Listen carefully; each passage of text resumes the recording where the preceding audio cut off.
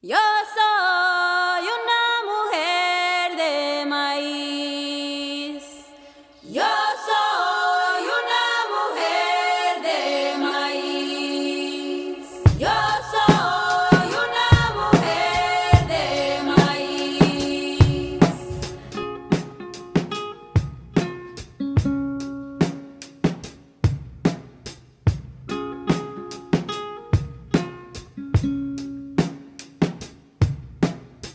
So it's just like the whole sex relationship in the family. It wasn't something like ay, mucho amor or anything like that. It was just like, okay, vieja ven para acá, you know? So it's just like the way I grew up, sex was just sex. Just something more to please the man than a woman and a man connection. They were very traditional. No se hablaba de esas cosas, you know? So. It's not our parents' fault, you know what I mean? But they definitely were raised in a society of the time where, you know, there was a lot of confusion and there was a lot of hatred and there was a lot of evilness going on and stuff. So we are that generation of that. At least my parents' generation, like, they didn't talk to me anything about sex, like, until I caught them having sex and I was like, oh my god, what the hell is going on? And I was like, I remember I was like in 2nd grade and I'm like, God, what are they doing? I remember my mom telling me like, oh, that's how you're made, like, what we were doing, that's how you're made, and like, that was it. Like, she never once like talked to me about it. So it was more like a fear thing. Like, she'd bring home like pictures of like all these STDs and like horrible pictures that made you want to like, ooh, like cover your body parts. Like, don't nobody touch me, you know? Yeah. So it was more like a fear thing. That way, it was never like you make love or even the physical act of what happens when you have sex or things like that. So. No, not at all. Not at all. Like, I think I seen condoms in their like dresser. Apparently, yeah. But Yeah. other than that, like, she never, ever talked about it. I wish she did. Once I got my period and all of that, and she was very open about sex, and I remember the talk, you know, and it was like, guys have something that looks like this and girls have something that look like this and it goes like this. Like, she went into detail with it, you know. And I also, you know, I give her a lot of credit because I do vividly remember her saying that the reason she was so open about it, even though it made me uncomfortable at the time, and I was like, what? No, I don't want to hear that, you're gross, mom, no. But she was very open with the fact that the reason she was so open with it was because my grandma wasn't. For about 4 years I went to private school. You know, so I was taught about sex from a nun.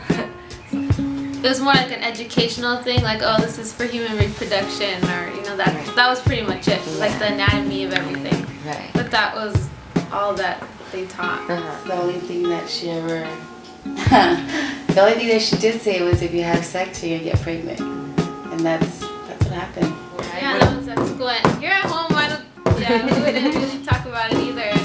Like, you know, when when you're watching movies together, all like as a family, and like something with like the sex scene would come on, you're just like, But there was never any talk about how to avoid getting pregnant, or if you got pregnant, you know, what you can do. But it was more kind of like, when you finally do it, you better use protection, but and that was it. Right. And I remember when I was like around 9 years old, growing up in Watts, and growing up in the 80s and the 90s, my friend and I talked about sex, and she asked me like if I knew what it was, and I'm like, no, I don't know what it is. And so she got her Barbie and her Ken, and the way she described to me what sex was, she told me, well, let me tell you about the wild thing. It's talking about what sex is. And so she told me that Barbie was a hooker and that Ken was a pimp. It depends. It depends how you cope with it, because for example, I kind of, I guess, was traumatized, you know, and I had to, it was difficult for me to kind of be in a relationship, and so I had to heal, you know, I had to allow that to be allow that to be an opportunity to heal, you know. So I had to change it from something that was negative and hurtful to something that was healing and spiritual, and you know, like it took a very special person for that.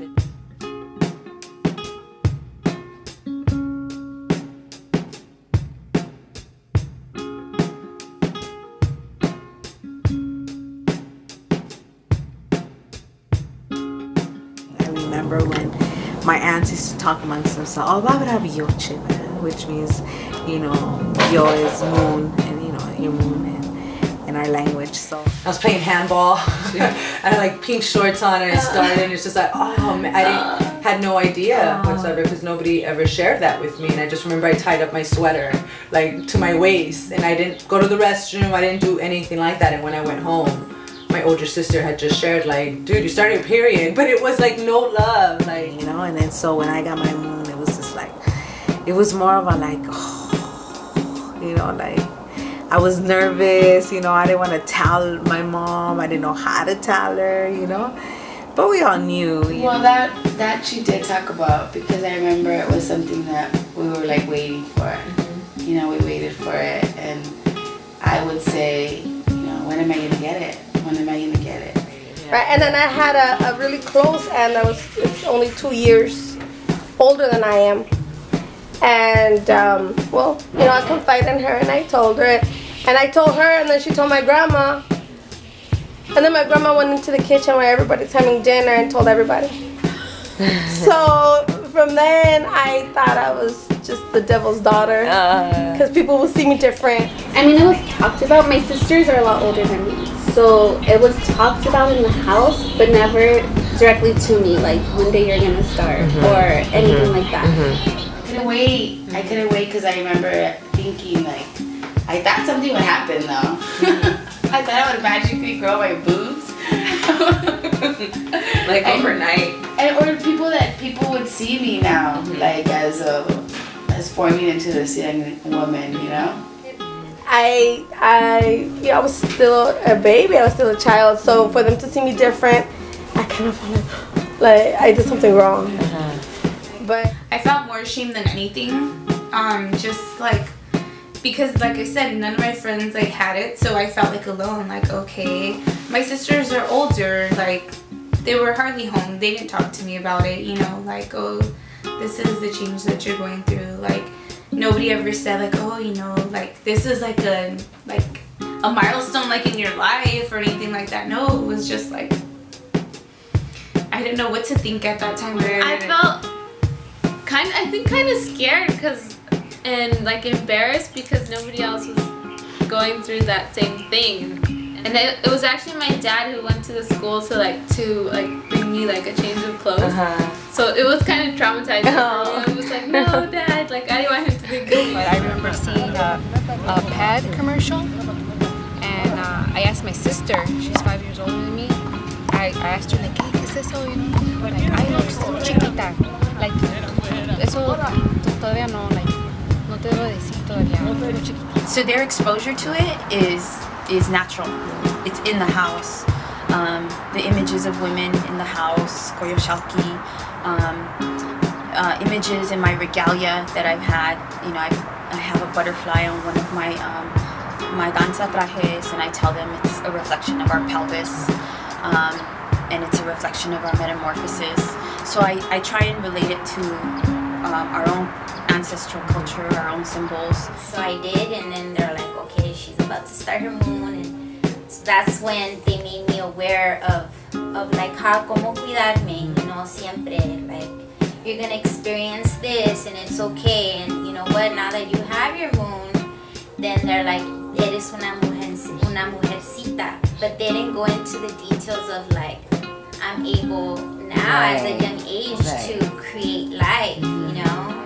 Yeah, it was a surprise. I remember I was like, got it really early. I think I was like in 4th grade when I got it. Like, and I remember all my friends saying like, oh my God, you got your period. You're so lucky. And I'm like, Dad, I have little cramps. Why am I so lucky? Like, she never once told me about it, but because she was always working, and my dad, like, he picked me up from school. I remember that day, and he said like, oh, your mom told me you need to go to the store to buy you pads, and I'm like, oh, okay. Like, my grandmother never talked to her about that.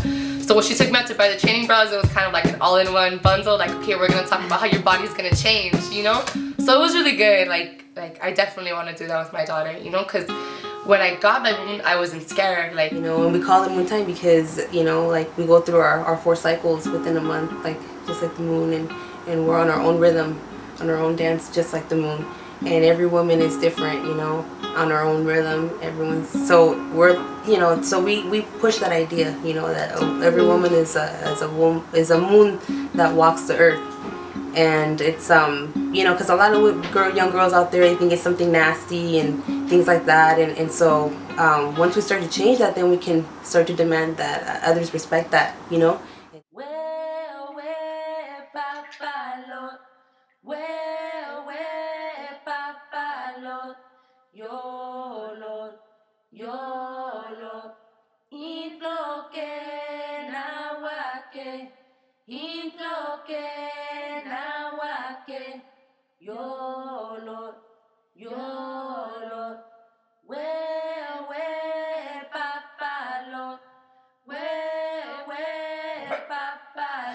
Everything that a mother feels, everything that a mother is going through, is thinking, is feeling intuitively, their baby is feeling. You know, our babies are connected to us in a way that a lot of people can't understand, and we neglect that. Oh, you know, your pap smear came out good, and by the way, you are pregnant. Me sacó de onda. I was just like, estaba temblando. Like, it was so. She said, yeah, let's go. She took me to her room, immediately put it, like, laid me down. And as soon as I found out, most people just find out and they may know. Like, instantly, she told me, she laid me down, she put the ultrasound on me, and I see my baby. Oh my God. It was so, like, mis palabras could not explain. I had so many mixed emotions.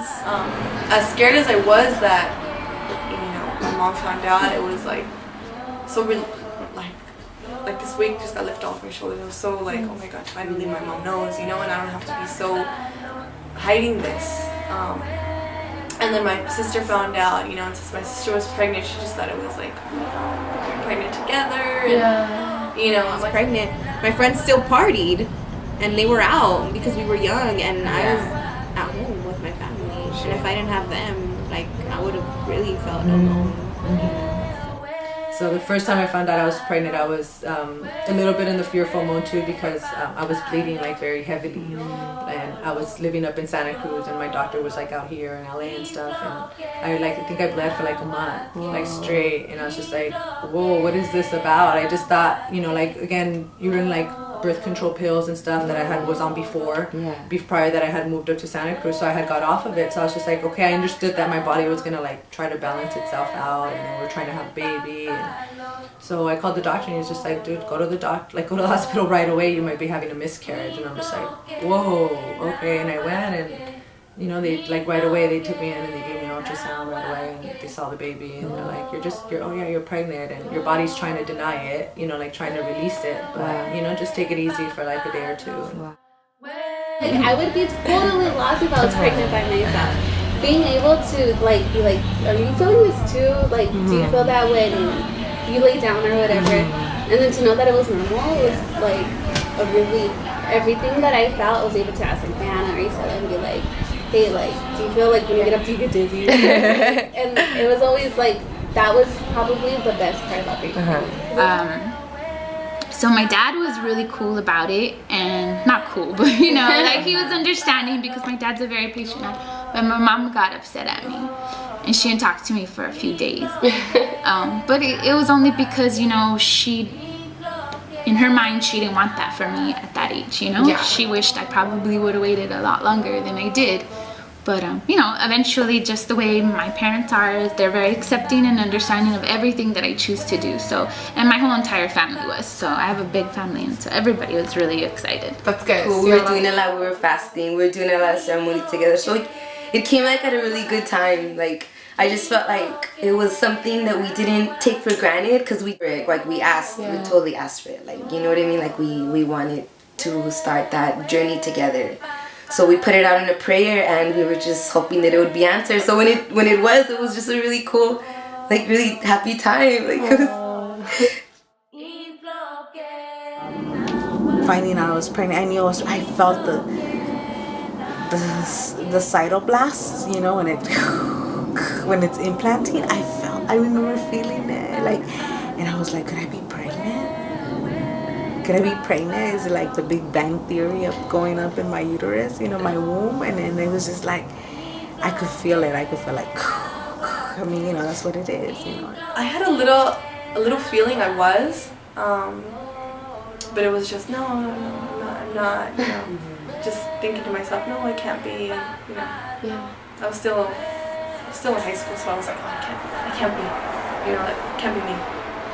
When we found out I was pregnant, I was actually helping him work and doing something, and I was like, I feel sick, you know, like, I think I'm pregnant now, you know, like, I know I'm pregnant.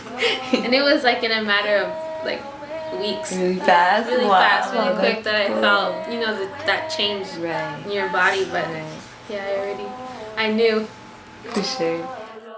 Even though I was so worried about my pregnancy that I made every meal at home and I tried to walk out every day. You know, I didn't dye my hair. Like, I didn't work at a hair salon because I was very concerned about, you know, I mean, it was this baby that I was growing in my body, and I'm a very responsible person, and just that love that I felt, I didn't want anything to like mess it up, you know.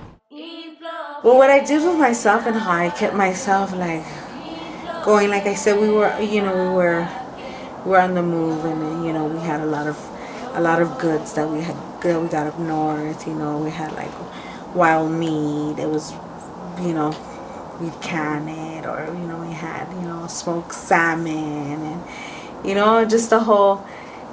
So we had a lot of things when we were moving once we, you know, collected our things. So I pretty much fed off of that, which is probably the best nutrition, you know, I could have done for myself at that time. Like a lot of raspberry tea, a lot of exercise, just a lot of eating right, a lot of greens, just trying to stay real chill, you know? Yeah.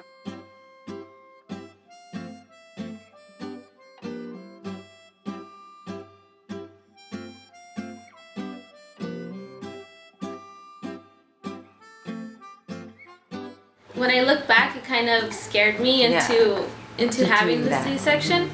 So I kind of didn't have a choice, and I think if I was a little bit smarter about it, like to kind of like analyze what he was telling me, I don't think I would have ended up having the C-section.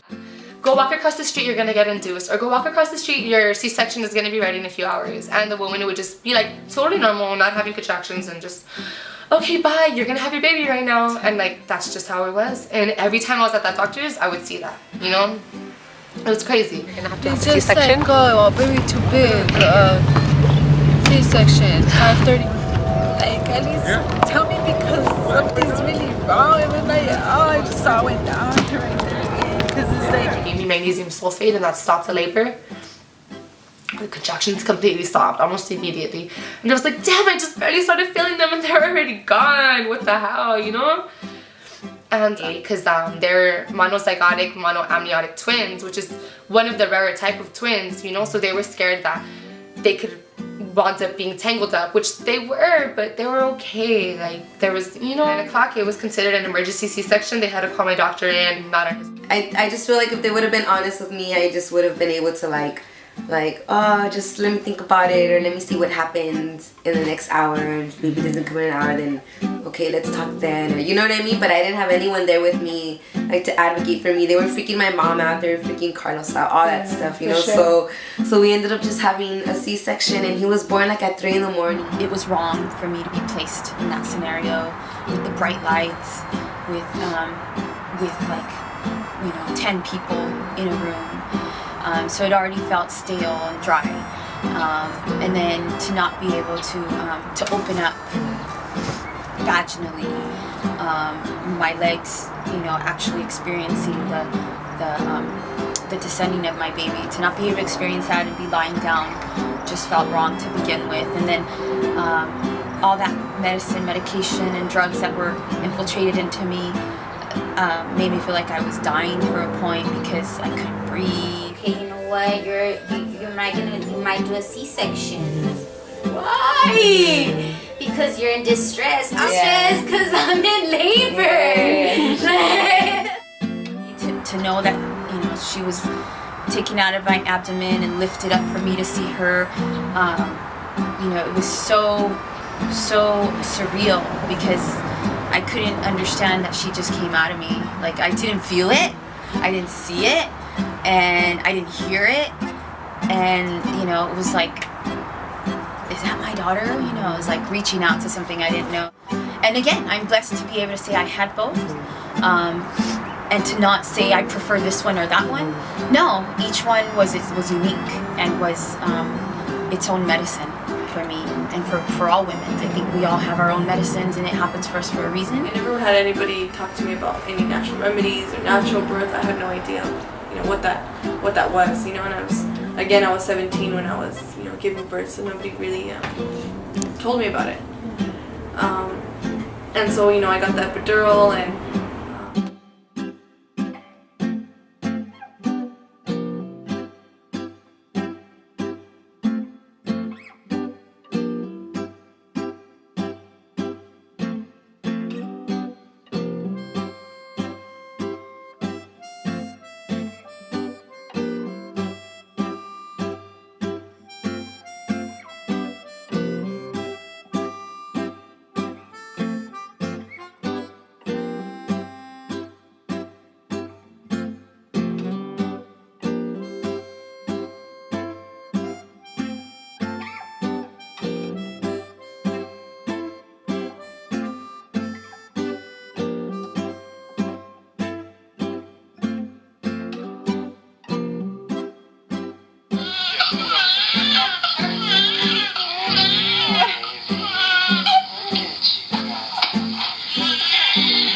I was like having contractions and I was like spotting a little bit, and then I was like, oh, I told my sister, I was like, oh, I think I'm gonna have my baby, we should call the midwife. She's like, you don't want to call the midwife, I mean, you're not ready. And I was like, no, I think you should call the midwife. So she called the midwife. I really felt like she talked down to me a lot because of my age, because I was so young, and you know, I was trying to do things a specific way, and I was very upfront about that from the beginning, and I feel like she didn't like that. Like, I kind of stepped on her toes too much. So she was really demeaning. She always put me down, always. Every time I felt like I had to push, I was just breathing. And when she came out, I just like lifted myself up, and I like kind of was just standing there when she like came out. It was not a scream, it was like a roar, like primal, like roar. It was crazy. And I had the mirror in front of me. The mirror was amazing because it motivated me. Having a mirror present in your birth so you can actually see your baby coming out and crowning and your transformation of. Okay, I see her head coming out, so my instinct was just to touch her. I remember touching her and I couldn't stop saying, my baby, my baby, my baby. I remember my first thought was like, oh my god, they're so brown. They look so brown. They weren't blue, they weren't pink, they were like brown, you know? And they cleaned them up and I could see them and I was just like, wow, just tripping out on them. They had so much hair. They were like what I had envisioned my baby to look like, you know? They were just tiny. They were small. They were the smallest babies I had ever seen. They were 5 pounds 5 ounces and 5 pounds 6 ounces, which for twins is good. Yeah, she came so smooth and she was so pink. She didn't come out gooey. Yeah, but like not like white, you know. She came out pink with a little bit of blood on her head, and she was beautiful. I knew her name was Miawalin when I knew she was inside. I always knew she was a woman. I always felt that female energy inside of me. One night we went out to dinner with my parents, and I was grubbing, and I ate my food, and I finished somebody else's food, and when I got home, I was like, I sat on the couch, and I was like, oh my god, I can't breathe. I ate too much. Like, jeez, I can't breathe, I can't breathe. So the whole night, I'm sitting on the couch thinking, I can't breathe. My stomach's hurting because I ate too much. But the whole time I was in labor. But I didn't, yeah, but I didn't know. And I was really fearful of hospitals, but I chose a hospital with midwives because I couldn't afford a home birth. And so he said like, oh, you know, you'd never be able to have kids. If you wanted kids, you would have to adopt. So I was like really sad, like, oh my god, I have to adopt like kids. Like, I I want to bear children. Like, why? And I was really scared of giving birth, and really because I have hip problems. And so earlier in my youth, they had told me that I couldn't be pregnant. Complicated, which wasn't true. It was really a normal pregnancy. I don't even know how many ultrasounds I had. It was definitely more than a dozen. Now thinking about it, like being more educated on birth and like my body and stuff, like I regret getting all those ultrasounds. Like, So I tell, my son's father, like, okay, come on, take me to the doctor, And so we get to the doctor and they check me in and they're like, you're already 6 centimeters dilated. And they're like, you're like in it to win it, so let's go, like hurry up, we gotta get you in the bed, And I was like, okay, like I didn't know what that meant, I was like, all right, so. Had a kind of argument over that. Later on, I just gave up and did it like halfway because I wanted to do it squatting. She wanted me to do it laying down, so I kind of did it inclined, compromising, and just because it was ready to come out. I didn't want to argue anymore. I've noticed that I gave myself a time limit, because I wanted to have the baby before my parents woke up and realized like, like she's really going through this whole labor at home, I think like I screamed just like, like out loud, and I remember throwing my head back on the pillow and being like, I want to go home now, And at that point, the doctor was like, okay, look down there. And I said, what? And he hands me like his hand. She's like, okay, like pull him out now.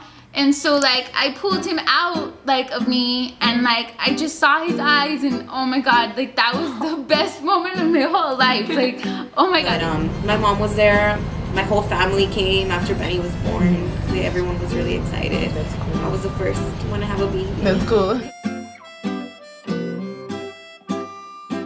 because towards the end of my pregnancy, I started getting really tired.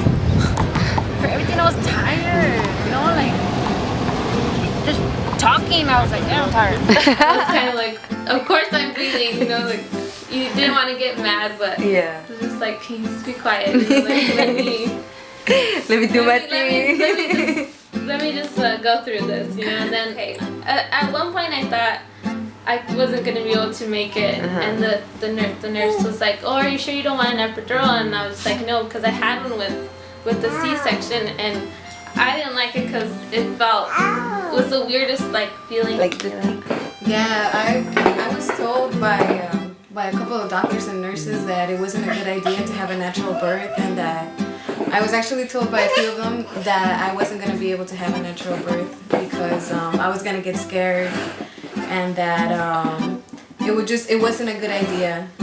So are you sure you don't want it? Are you sure? And I'm like, yes, I'm sure. And then I kind of was like, am I sure I don't want it? But he was like, no, Elena, I know you don't want it, and you told me to remind you that you don't want it, and I'm like, okay. So I'm like, okay, I know I can do it. And then I think 20 minutes after that is when I had to start pushing.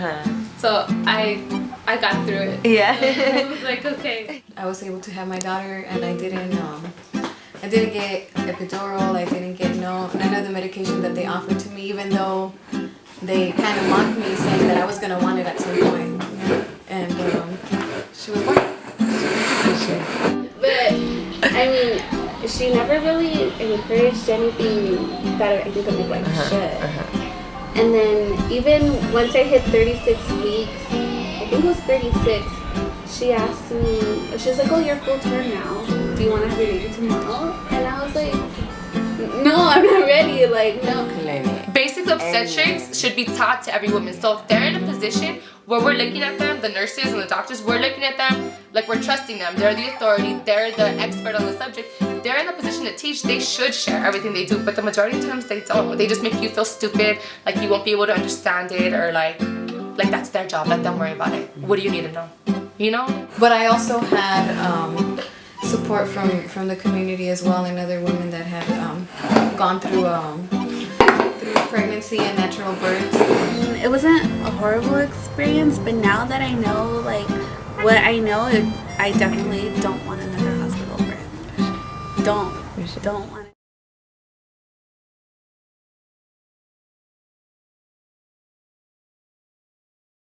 My grandmother used to always say, dar la luz es tener un pie en la vida y otro en la muerte. You know? So she would always say that, and I never understood what she was like. Ay, señora, why you have to talk so negative, right? But it's true. She had to go. You know, she really did have to go at that point. You know, and you know, deciding to stay at home. You know, stay at home and give birth. You know, deliver her, and knowing that she wasn't gonna make it. You know, I could feel her move. You know, I felt her move right before. You know, and it was just like,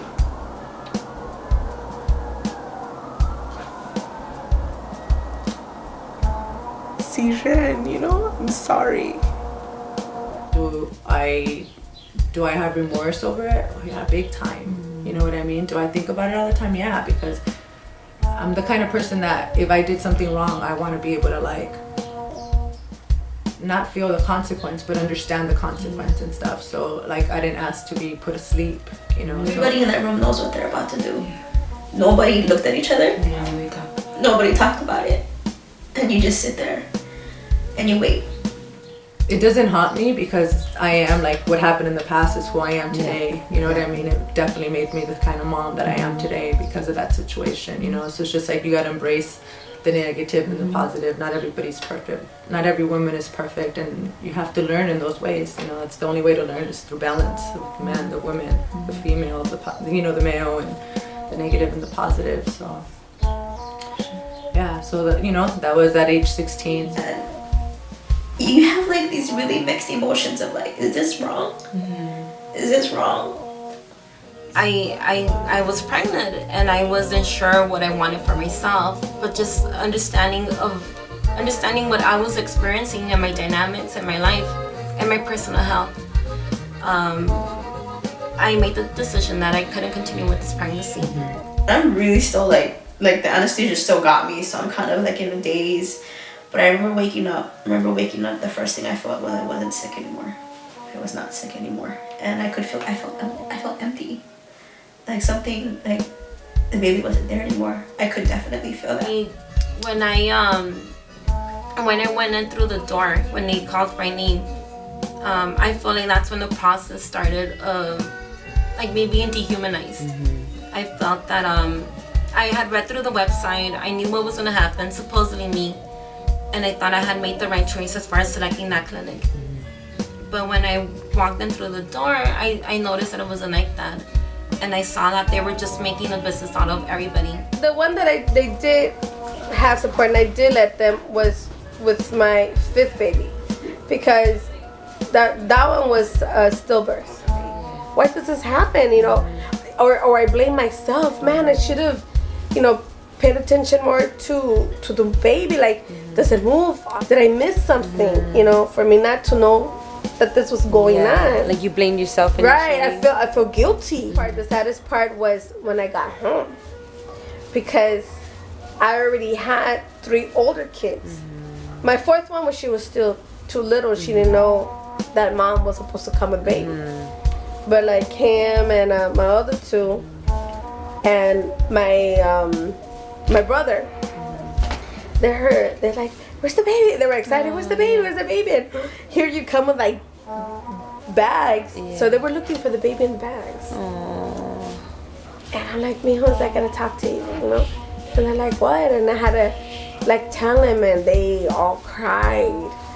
Going to a lot of home births, and I was just working, I was crying.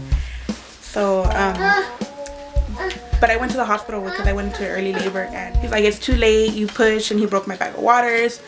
And, you know, instead of like trying to help save my pregnancy, not knowing my history, you know, he just let it go, and which was so sad, you know. He said, you know, it's too late. And when he found out that I was a student midwife and my mom and Tanya were there, he was like, you know what, I'm so sorry. You know, I just want to help you now. You know, next time you get pregnant again, let me help you. Let me do a cerclage for you. I'm like, it's too late. So, you know, it was just the worst experience ever. But in a way now that I know that midwifery, that's why midwifery is so important. You know, it's just, I'm just grateful for her. But anyhow, I'm just really grateful for her, you know. She has taught me so much. And she, you know, she still teaches me. And you know, she's up there, you know, she's out in the Rockies and just out there and free, you know, her body, you know, it's just, that's where she's at, and you know, and her spirit has moved on. You know, you don't think that as, you know, your body, you know, gives life, it also gives death, because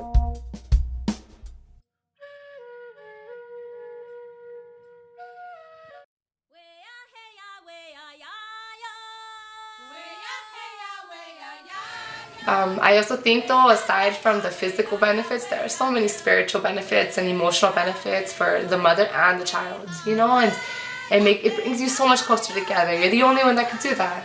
You're the only one that provides that for them, you know, and you feel so empowered, even especially healing from a C-section or healing from the disappointments of going through the medical system.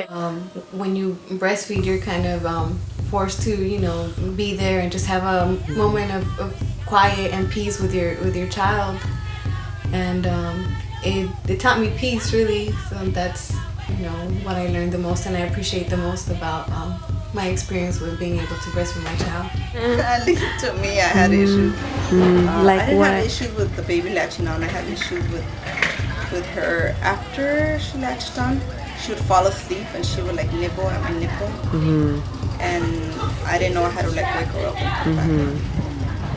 I felt worse because I was like, dude, like if se acostumbre ya con la teta, you know, like, ya no me va a querer a mí, you know, like, and if I'm not able to breastfeed my son, I feel like, oh, voy a caer muy mal right now, like. And I had issues like, what's wrong with me? Why can't I do it as easily as they could? So. I know people fed their babies with, you know, formula and stuff, but to me, I always wanted to breastfeed. So you knew you were gonna breastfeed. But they were supportive. They wouldn't be like, "Oh, we're weird. You're breastfeeding." You know, like they would be, they're fine. My brother.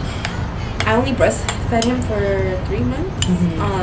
I had like severe depression after he was born. For some reason, I would cry like every day. And I remember like feeling so sad. Like I started to feel really depressed. Like, God, my baby is like, she doesn't want to nurse. Like, that's not the way it was supposed to be. Like, this is natural. Like, not a bottle, you know? It took about like 3 weeks for me to finally get her latch to be right. Like, I called different lactation consultants, called La Leche League. I had to get a nipple shield. Like, it was really hard, but I finally like got to the point where she actually latched on to me. And I remember like 3 weeks after her birth, that was like the proudest moment like in my life. Like, oh my God, my baby latched on. I knew that that I was gonna breastfeed, I guess, because I would see my mom do it, and then I started asking her like, "Oh, is that how you fed me?" She was like, "No," and I was like, "What? Why not?" Like, that's so. I knew it was a regret of hers. Like, I know she felt like it was a mistake of hers. I knew that because she shared all that with me. So I always felt like, oh man, like I have to learn from my mom's mistakes too, and I have to breastfeed. Like, but what really changed my mind was the width. Like, you know when you go to those movies, they're talking about, you know, the baby's stomachs, how small they are, and and then like they showed like the stuff that comes out first. Cholesterol. Yes. They showed that and how healthy it is for the baby, and even if you know, your baby's not around at that time when it starts coming out, to save it because it's like the healthiest part. And I don't know, like that just stuck with me, and after that I was like, okay, like for sure I'm gonna breastfeed. About the first days when you're breastfeeding. let's go there. Cracked nipples, how about they will bleed? Oh my God, my toes would cringe every time they would latch on. But like a good just 1 week, like I'm not gonna lie, like 1 week of full on, you're good. Mujeres, you're good. You're good. It goes away. But when we're in the hospital, you know, she wouldn't latch.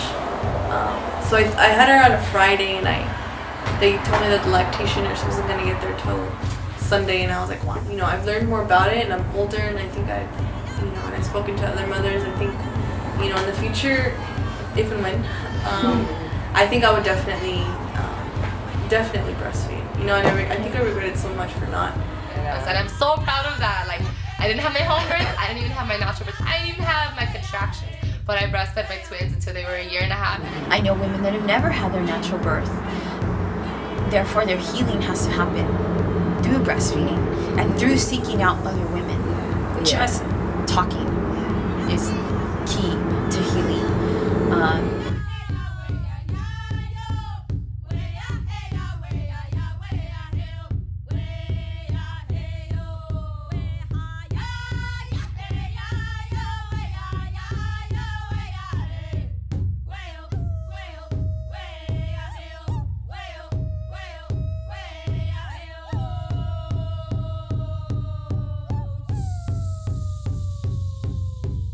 Did have that, like us as Sukwatma people, we did have, like, you know, not leaving your home and just staying with your baby for 40 days. I remember, I followed the quarantena. I did have people in my family suggesting it to me, and I also remember there was an elder on the Mija, you need to stay inside for 40 days, you know, you need to cover yourself, you need to cover your shoulders all the time with a faja, make sure you wear the faja, you need to do the back of the teas, I'm gonna get them for you, and I never got them. I wish I would have. Yeah, I follow the quarantena. I also, from what I understood and what I was told, it's more of a matter of physical health and letting your body heal. Anytime she would start crying, anytime she had, he knew what to do. So he schooled me on the natural remedios, what tienes que hacer cuando your baby's sick, fevers. Well, like usually when like any child is sick, it's good to like bathe them in yarrow. Like that's what I use for my kids. I just bathe them in yarrow. We're weakening their immune system every time we give them Tylenol, every time we give them any kind of medicine like that, you know? We're not letting their immune system train to fight off these infections, train to live, you know, the world that we live in. Like we need to trust our baby's ability to fight off infections and germs without just jumping immediately to the medicine cabinet for some Tylenol. Wrap her with, some savila on the bottom of her feet, té de limón, a good, cool, nice bath. Not too cool, but just algo always does the job. Gracias. It's alive, it's otro corazón, you know? So I knew automatically, like, esa es mucha medicina, and what I've heard and what I've tried to research is like, what happens to your placenta? Because they're quick to take that away. Yeah, I kept the umbilical cords and the placenta. Usually we bring the placenta, put it on an ant pile, so our children will be like hard workers. I want my placenta. Reasons. They asked me for my reasons, so I automatically just pulled like for religion.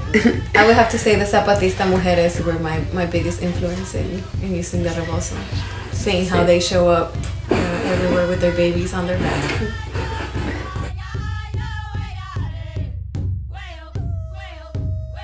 I remember using a sling with the twins, and I used to love it, girl, because I would carry them together. That was like the best thing for me, carrying them together in one rebozo.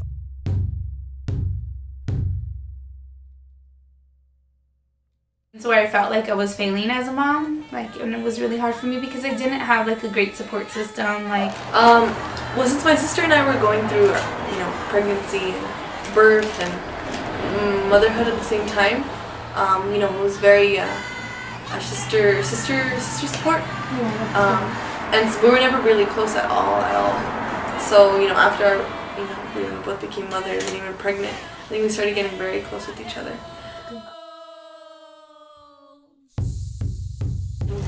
So I still had that support from my parents, but I didn't want it. I wanted to just do it on my own and just, experience. Even if it was going to be hard, I wanted to do it. It's a birth, but also having education about like support groups. I wish it was more out there for people like in my situation, because I had to sacrifice a lot, and had to really just get over it myself. But it took a longer time, than I would have liked it to. So I had like a lot of women support, like 2 of my older sisters, my sister-in-law, and then Zenaida. And they were always like making sure I had food, breakfast, lunch, and dinner, and like making sure I had my teas, and like they would always bring it to me, and it was like, I was like just real spoiled.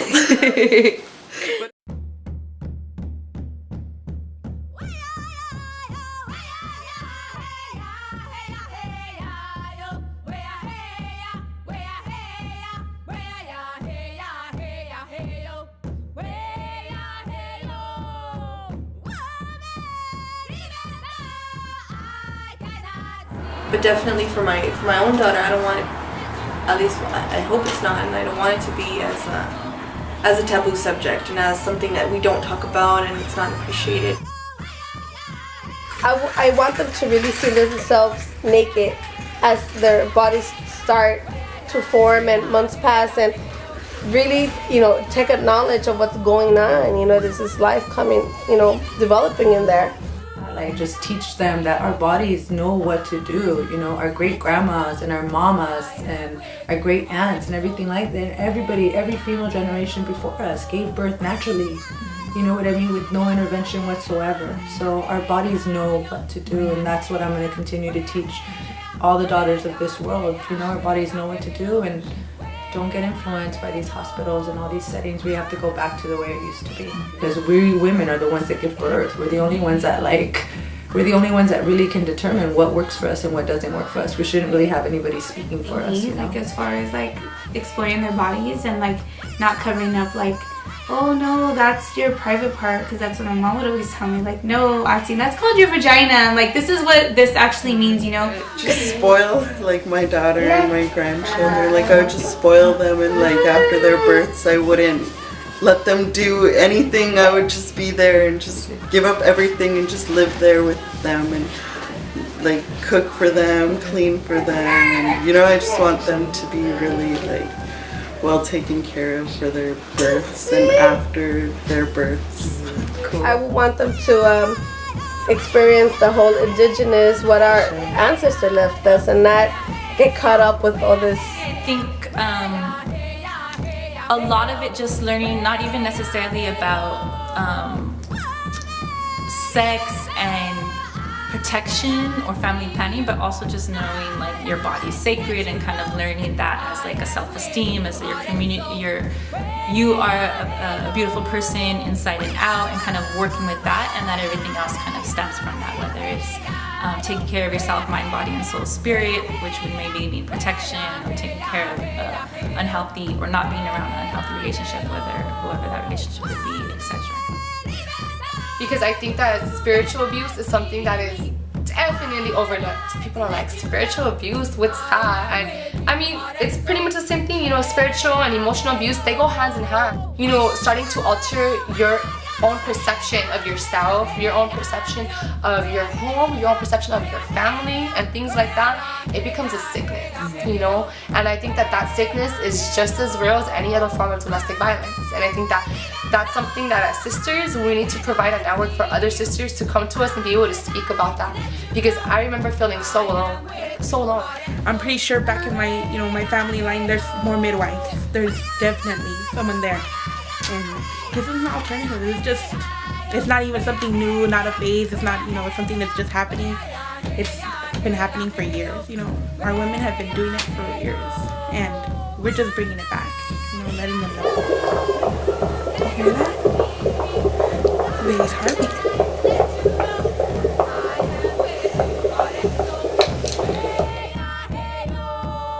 We realize we've been deprived of this information. It's and it has a lot to do with, it's telling of the world, the crisis we're in right now, the oppression of women, and this knowledge is like it needs to be spread. You know what I mean? Like, it's our job to cultivate that in our daughters, and I look forward to it because it's going that way. You know what I mean? I think like we definitely have the power to do that, and the knowledge to do that, and the intelligence to do that. Like, we can do that for sure. It's like a woman energy, or a woman kind of diosa or presence within a very male dominated kind of structure. So I see that a mujer like that as resistance no matter what. And then within our communities, kind of through the movement, Chicana movement, it's always been kind of connected as something that's sacred and at the beginning of, at the front of a revolution.